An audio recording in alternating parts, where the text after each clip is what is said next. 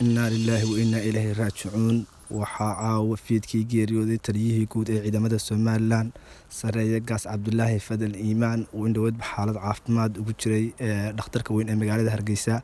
caawa fiidkii ayuu geeriyooday waxaan tacsi halkan uga dirnaa dhammaan shacab weynaha reer Somaliland iyo gaar ahaan ehelkii iyo qaraabadii uu ka geeriyooday marxuumku waxa uu in badan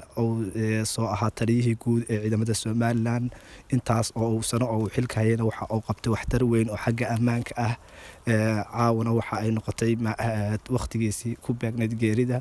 waxaan leenahay kullu nafsu daa'iqatul mawt dhammaanna waanu tacsiyeynaa shacab weynaha reer Somaliland iyo gaar ahaan ehelkii iyo qaraabadii uu ka geeriyooday marxuumku